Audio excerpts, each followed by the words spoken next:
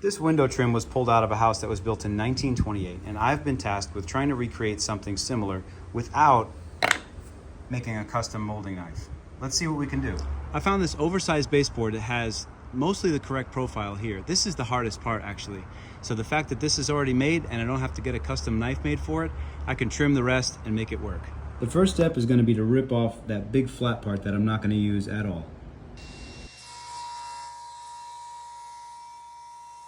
The next problem is that this profile is a little bit more extreme than the original piece. So my theory is to plane off at an angle the material from the back so that it more closely resembles the original.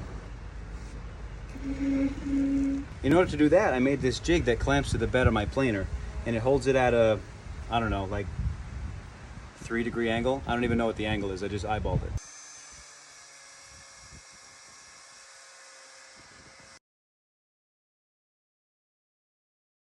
After that process is done, you can see it's starting to look a lot more similar to the original.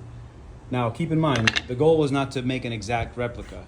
It's to make a very, very close replica, and it needs to be done today.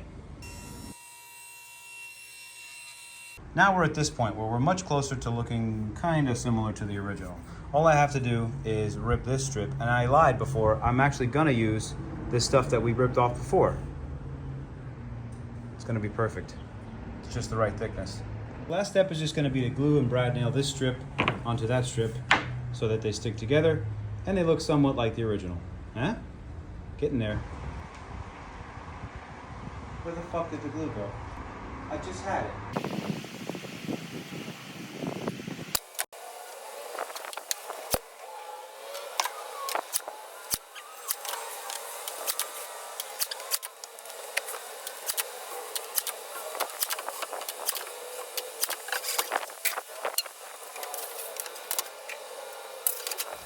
I think we did it. Here's your side-by-side comparison. All right. This new one has a little bit more accentuated curves, but if I'm being honest, people pay a lot of money these days to accentuate their curves. And this is not even going in my house, so I don't give a shit.